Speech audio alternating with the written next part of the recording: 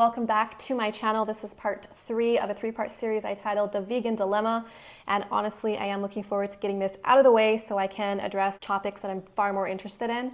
But again, the reason why I decided to first do these videos was because I received so many questions about it. So just to recap for part 1 and part 2, depending on your background, your culture and environment can directly influence your dietary orientation. That's one part. Another part is that veganism is an ethical movement about animals.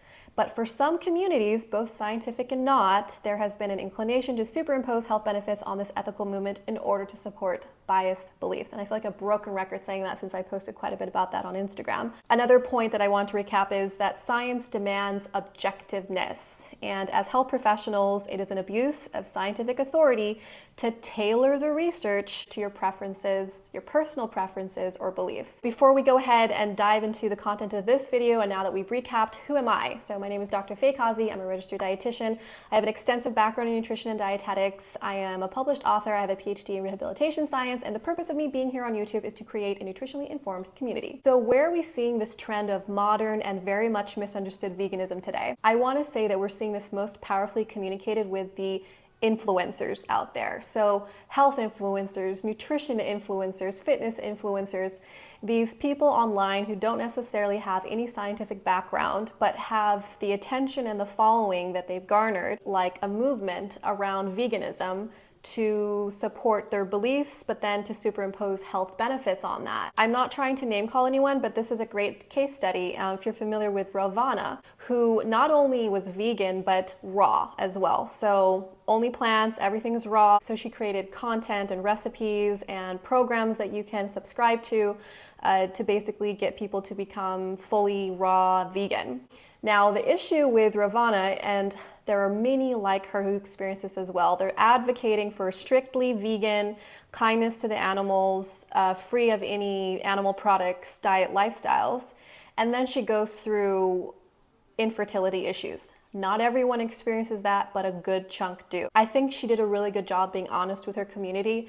Her infertility was a problem, and the solution, after seeking medical advice, she was basically given instruction to consume the products that had the nutritional backbone to be able to make her more fertile. Along with the plant-based diet she was already on, she now incorporated high-quality dairy products, salmon, and high-quality meats. This made a huge impact on her life, and she did get pregnant, and she had a baby. So that's one example of many. So these people have hundreds and thousands and if not millions of followers, and so they have a very strong influence. The other arm of this whole space is the nutritionists or the trainers. First of all, if a person says that they are a nutritionist, they're not a dietitian though.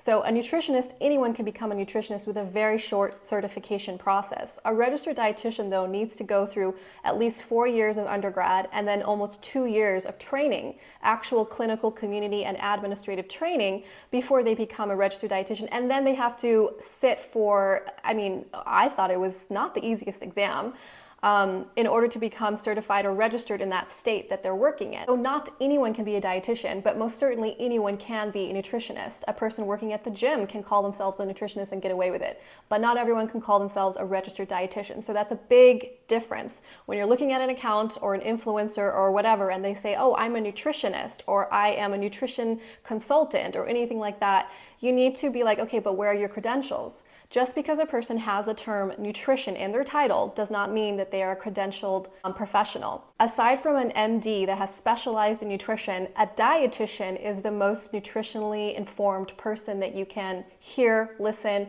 or take notes from. And then on the other hand, we have the MDs who, just because they're plant-based, and I've seen them do this, they attempt to influence their following into becoming vegan for the health purposes while deliberately showcasing animal protection content. Okay, so you have their feed and then you have all these posts. It's basically a guilt tactic. They'll share a post saying, oh, you see this sweet, beautiful animal. How could anybody dare to eat this beautiful animal or the products that they create? And they'll use terms like cruelty and evil with this whole scenario. And then the next post is on the damaging effects of animal cholesterol products. And then the next post is them at the gym without their shirt on, with probably a six-pack, with the caption, veganism is the only real way to build muscle. That context, they are superimposing the science to their biased beliefs. And that is an abuse of scientific authority. So here's a question that I got. Why is it so hard for people who are vegan for the health benefits, not necessarily for the ethics?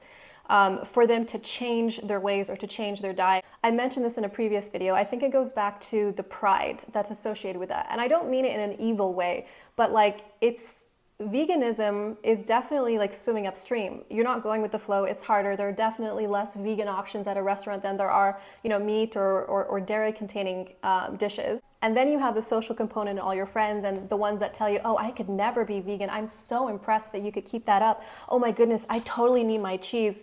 In a sense, you almost feel superior to those people because you're able to do it and they're not. It's definitely hard to dissociate yourself from that. On the other hand, it's also really hard to ignore all the documentaries that came out in the past decade. Everything from Cowspiracy to Forks Over Knives. There was one documentary, I can't remember the name of it though.